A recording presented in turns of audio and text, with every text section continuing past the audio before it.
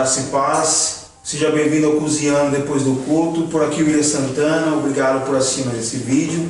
Eu estou aqui com o pastor André Pinheiros, a qual nós vamos dar continuidade à série Propósito. Nós vamos estar fazendo o segundo vídeo da série Propósito. Pode se apresentar. William, obrigado mais uma vez pela oportunidade e privilégio de nós estarmos juntos aqui, compartilhando algumas reflexões com relação a esse entendimento, a esse princípio tão importante que é o propósito de Deus para a nossa vida. Um prazer estar aqui novamente.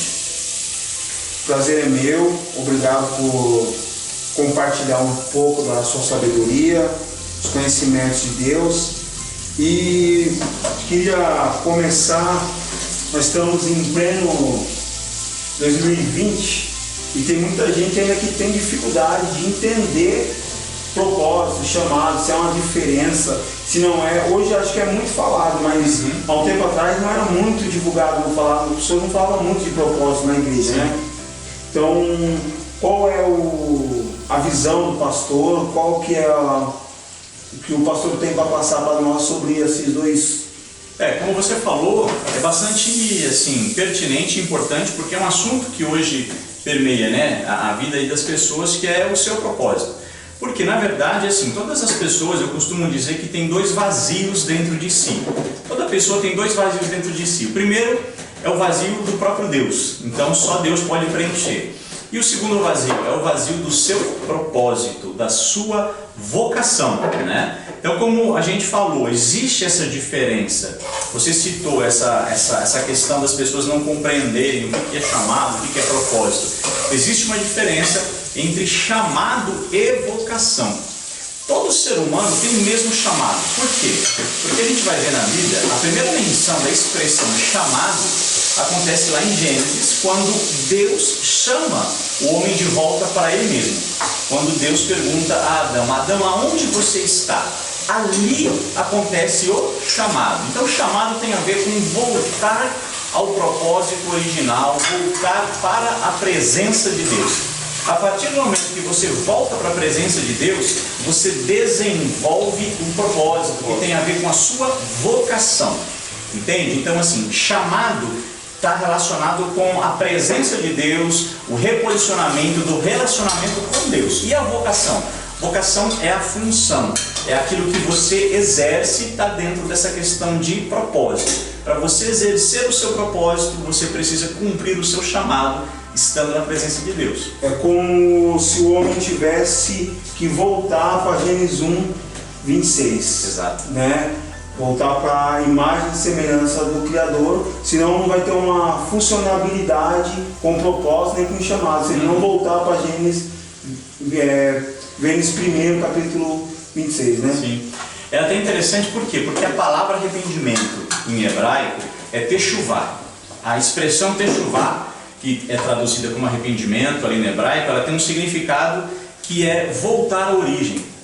Então o que está acontecendo com o homem hoje é o trabalhar de Deus para levar o homem de volta ao plano original, de volta à origem, que tem a ver com isso. Por quê? A gente descobre o propósito eterno de Deus ali em Gênesis 1 e 2, quando Deus cria o homem, o forma, coloca no jardim que ele mesmo plantou ali no Éden, para que naquele ambiente houvesse um relacionamento com ele. E a partir do relacionamento, o homem pudesse exercer a sua vocação, cumprir o seu propósito. Então só tem propósito e vocação, exercício de vocação, se houver o relacionamento primeiro com Deus. Esse era o propósito do jardim, um ambiente de relacionamento, onde o homem exercia ali a sua vocação, o seu propósito, cultivando aquele jardim. O que é que dá autoridade para alguém cumprir o seu propósito? A imagem e a semelhança de Deus. Entende? Deus ele dá ao homem a sua imagem, conforme a sua semelhança, ele cria e forma o homem. Por quê? Para que a criação, ao olhar para o homem o qual Deus criou, visse no homem criado a imagem do seu Criador. Então o propósito, a vocação tem a ver com isso, com o exercício do sacerdócio perante a criação de Deus. Só que a criação ela só vai reconhecer a autoridade do homem para cumprir o seu propósito quando essa imagem de Deus estiver restaurada no homem. Por isso que quando o homem peca, ele perde a imagem do Senhor, a sua imagem e semelhança. O que acontece com a criação? ela se rebela contra o homem. Então Deus salva o homem, o reposiciona para que ele agora possa desenvolver essa imagem e semelhança e resgatar esse plano original e exercer agora então a sua vocação, o seu propósito. Então nós já entendemos que para o homem cumprir isso, ele tem que voltar para a Gênesis, né? Voltar para a sua origem, voltar para Deus, para que ele consiga cumprir. Mas nós estamos no século 21, né? E vamos falar um pouquinho de ferramentas, né? Porque as gerações mudaram. Qual você acha as ferramentas necessárias ou que nós temos agora na mão que vai fazer como um amplificador do propósito, do chamado do crente? Isso também é importante, né? Por quê? Porque a vocação e o propósito eles não mudam, né? O objetivo é a expressão do sacerdócio, é nós desempenharmos a função sacerdotal que Deus nos deu desde o princípio, que é representá-lo perante a criação e apresentar a criação a Ele. Em diversas funções, em diversas esferas da sociedade, cada um de nós somos sacerdotes. E para o desempenho da vocação, do sacerdócio, tem essa questão que você falou, que é a atualização. Nós precisamos nos atualizar. Por quê? Porque o propósito não muda, mas como cumprir o propósito muda. Por isso que Jesus falou, não se põe vinho novo em odre velho. Aquele odre velho é o odre que já foi utilizado. O vinho fermentou, o odre expandiu, então assim, ele cumpriu o seu propósito naquele tempo, o seu papel, a sua finalidade. Não dá para reutilizar. Então assim, os tempos mudam, mas o objetivo não. Só que eu me ajusto ao tempo, eu preciso me alinhar ao tempo. Eclesiastes 8,6 é um texto que eu gosto bastante, que diz assim: para todo propósito de Deus existe um tempo e um modo. Ou seja, Deus tem um propósito. Eu preciso conhecer o propósito, discernir o tempo que eu estou vivendo. Para quê? Para que de acordo com o tempo eu me ajuste com o modo, eu me atualize, eu me comporte usando as ferramentas do nosso tempo. Como você citou, modernidade, a questão, né, da mídia virtual, internet, é uma linguagem muito atual. Então assim, é uma ferramenta atual para nós cumprirmos a nossa vocação. Você transmite uma mensagem, a mensagem não muda, mas a maneira de transmitir, a ferramenta que você utiliza para transmitir, você atualiza. É a mudança do odre, é a contextualização das ferramentas, entendendo o tempo que nós estamos vivendo. E a tecnologia, igual você falou da internet, ela pode levar o evangelho muito mais rápido, muito mais longe. Quando é exemplo que Paulo fez no Novo Testamento, hoje nós temos facilidade de alcançar milhares de pessoas com um clique, com vídeo, com a mensagem, com a live, né? Então se a igreja não atualizar, ela vai ficar para trás. Sem dúvida. Um grande exemplo que nós temos como começou os sertanejos começaram a fazer as lives e alcançar milhares de pessoas, né? Então tipo assim, é um exemplo a ser seguido. A igreja também pode fazer vocacionada por propósito, a maneira, que é a igreja, né? A essência não muda, mas a maneira ela pode se atualizar, se contextualizar. O exemplo é o celular, como você falou. Todo mundo tem essa ferramenta hoje e nas mãos, né? Então assim, com a questão da mídia, internet, o alcance é muito grande. Qual que é a maior dificuldade, William? É que uma pessoa que viveu numa geração onde isso daqui não tinha digamos, a importância que tem hoje, dificilmente consegue aceitar e se contextualizar.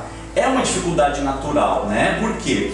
Porque num tempo passado você evangelizava de uma forma e dava certo, você tinha resultado. E aí o resultado gera em você ânimo, então você fica apegado à sua experiência, como aquela velha questão, né, daquelas pessoas que viram a glória da primeira casa.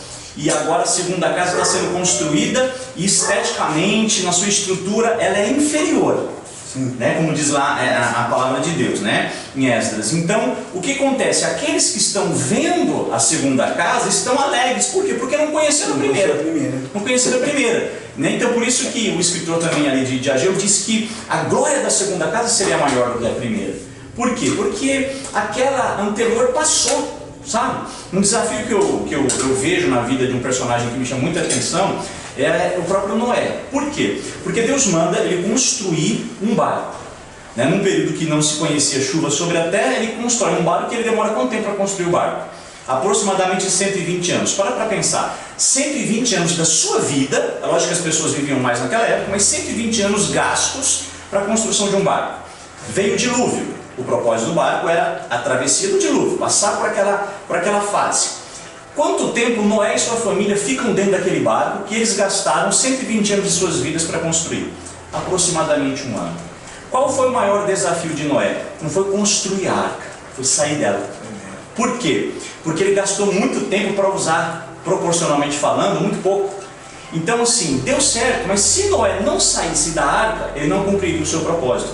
Quando Deus mandou Noé construir a arca, o propósito era que depois Noé pudesse reconstruir a terra. Se Noé ficasse apegado a uma estrutura e não se atualizasse, não se contextualizasse, não discernisse o tempo, ele não cumpriria o seu propósito. Ele poderia estar falando, puxa, mas esse barco foi tão importante para minha família, me serviu tanto, me protegeu tanto, então eu não quero largar. Não, mas espera aí, tem uma terra para ser reconstruída agora. Serviu, foi importante, você não vai desmerecer, mas já cumpriu o propósito. O dilúvio passou, cumpriu o seu propósito, serve como um memorial, mas não tem como agora você tornar a usar aquele objeto, porque se tornou obsoleto para aquele novo tempo. Não tinha mais água, não tinha mais a mesma necessidade. Então aí é a questão da adaptação, né? Atualização. Muito bom.